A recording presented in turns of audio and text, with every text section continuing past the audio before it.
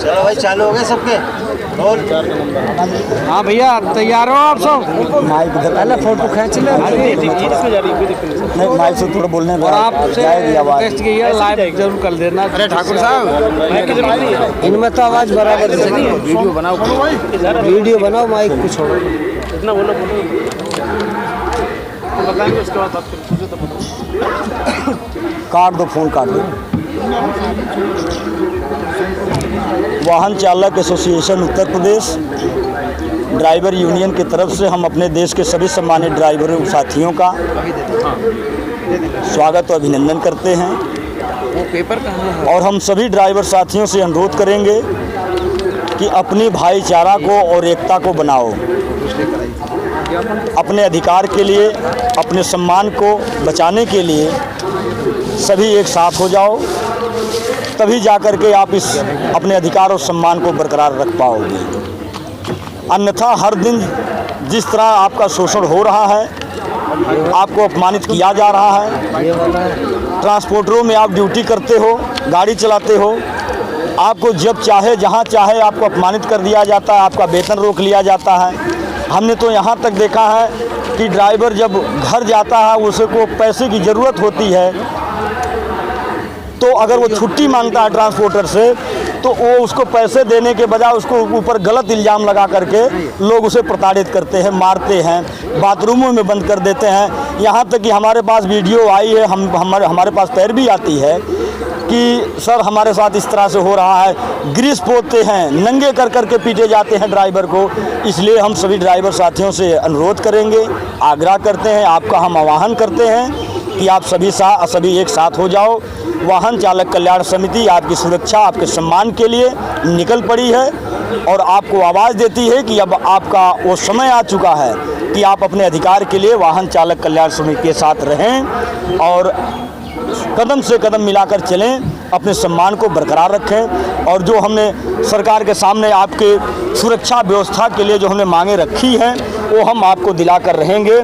अगर आप हमारे साथ एक हो जाते हैं और अपनी संख्या के आधार पे आप जब सरकार के सामने जाएंगे, तो आपके अधिकारों का कोई हनन नहीं होगा, ना तो कोई आपके अधिकारों को ले पाएगा। सर, मैं आपसे ये जानना चाहता हूँ कि आपकी वाहन चालक कल्याण समिति पूरे देश में कहाँ तक है? मध्य प्रदेश में है, राजस्थान में है, झारखंड में है, बिहार में भी है, उत्तर प्रदेश में ज़्यादा हमारे सदस्य हैं और ऐसे महाराष्ट्र में भी, दिल्ली में भी है।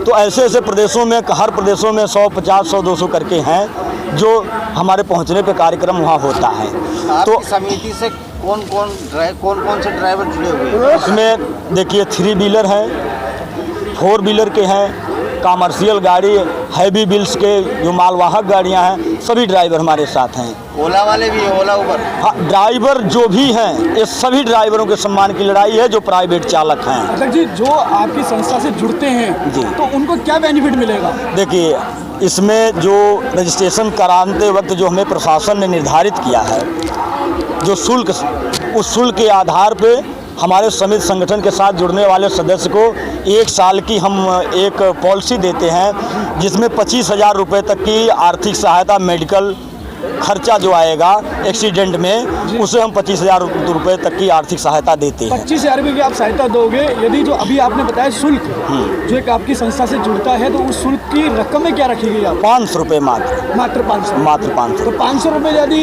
कितने लोग आपके साथ जुड़ सकते हैं?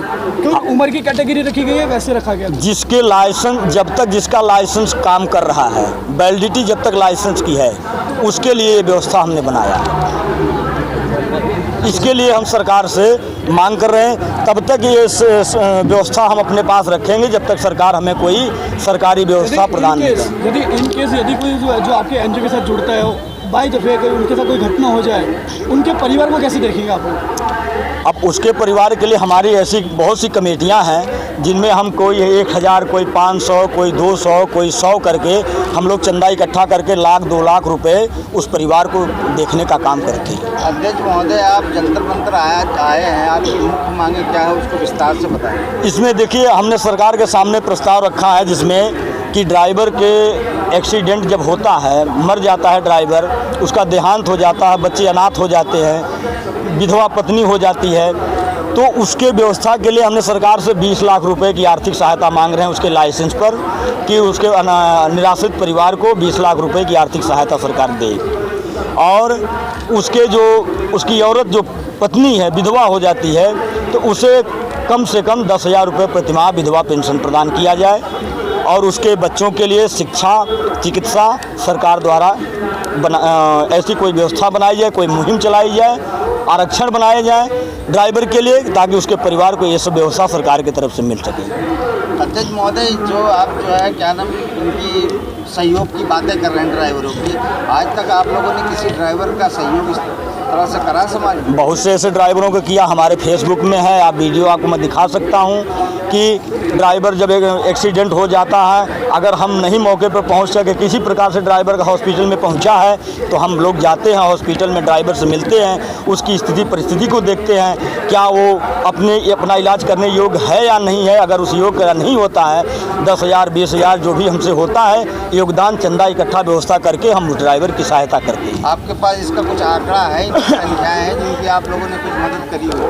कम से कम 25-30 लोगों की व्यवस्था रिकॉर्ड बनाते होंगे आप? हाँ, बिल्कुल रजिस्टर मेंटेन होता है, उसकी तस्वीरें भी हम रखते हैं, वीडियो भी रखते हैं, जो कि सामने वाले को दिखा सकते हैं, इसका प्रमाण दे सकते हैं। आगे आप क्या करना चाह रहे हैं? आगे जो व्यवस्था जो हम आज चंदा इकट्ठा करके अपने ड्राइवर समाज के लिए कर रहे हैं वो हम सरकार से चाह रहे हैं कि सरकार हमारे लिए व्यवस्था चलाए। आखिर हम कब तक ये 500 रुपये की चंदा लेकर के और ड्राइवरों की सहायता करेंगे?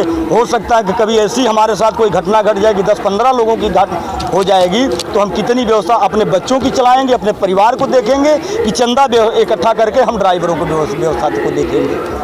इसलिए हम सरकार से मांग करना चाहते हैं। प्रमुख मांगे क्या है, किन किन को आप ज्ञापन सौंप चुके हैं? अभी तो हम आए हैं आज जंतर मंतर पे, आज के डेट में हम माननीय प्रधानमंत्री जी को ज्ञापन देंगे, एक परिवहन मंत्री जी को देंगे, माननीय नितिन गडकरी जी को।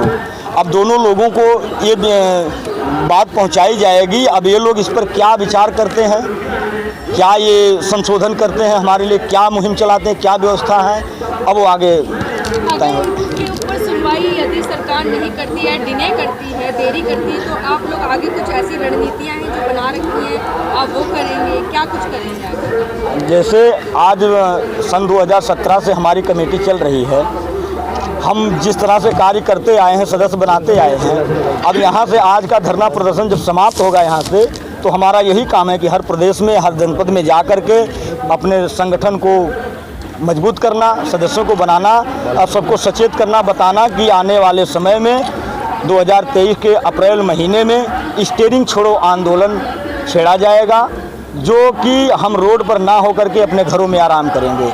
अगर पूरी दुनिया हमें अगर अपने दिल दिमाग से हमें निष्कासित करके रख सकती है, तो हम भूखे मर सकते हैं, रोड पर मर सकते हैं, और जगह मर सकते हैं, तो 2-4-10 दिन घर में भी भूखे मरेंगे।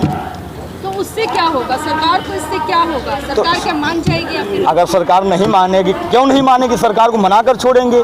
अगर हम सरकार को तो वोटों का चाहिए होता है ना, अगर वोटों का नुकसान जहाँ देखती है वहाँ बात मानने की तो कोई अगर सरकार वोट अपना सरकार अगर मांग रही है, तो जो सरकार आने वाली होगी, अगर ये सरकार सत्ता में है, नहीं सुनेगी, इसके हाथ में पूरी व्यवस्था अगर ये नहीं देगी, तो हमारे पास भी मत अधिकार है। आने वाली कोई सरकार वोटों का नुकसान झेलना पड़ेगा यदि अगर 2024 में जिस तरीके से चुनाव आ रहे हैं लोकसभा के? ये तो मानकर चलिए कम से कम 20 से 25% तो नुकसान हो सकता है।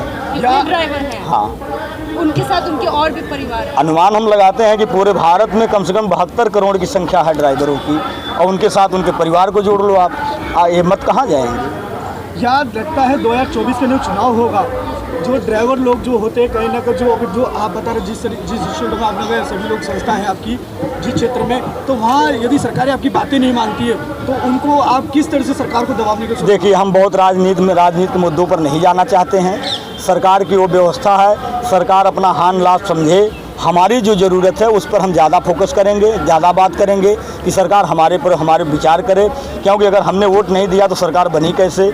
आने वाले समय में अगर सरकार हमारी बातों पर विचार नहीं करती तो हम उसका विरोध करेंगे, हम रोड पर उतरेंगे, घर में सोएंगे, धरना प्रदर्शन करेंगे, हड़ताल करेंगे, चक्का जाम करेंगे। घर में सोने से कैसे डरना हो जाएगा? अभी आप लोग बोले घर में सोएंगे। जब हम रोड पर आएंगे नहीं ड्राइवरी करने के लिए, तो आप इस चौराहे से उस चौराहे तक जाओगे कोई और कैसे? रहेगा, और भी तो है संस्था। सर कैसे संस्था? सभी ड्राइवर है ना, ये तो सभी संस्थाओं सभी के आपका समर्थन में है। सभी समर्थन में है। अध्यक्ष महोदय, अपनी संस्था को मजबूत करने के लिए आप आगे और क्या क्या करना चाहिए?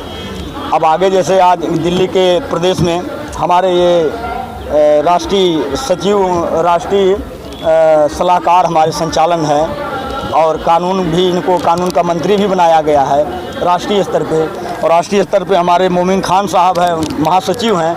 इस तरह से कमेटी को सभी को पद दे करके सबको मजबूत किया जा रहा है। ये लोग अपनी संस्था को आगे बढ़ाएंगे, कार्य सिद्धि को करेंगे। जितना मजबूत हम आगे होंगे उतनी मजबूत हमारी लड़ाई आगे होगी। Thank you.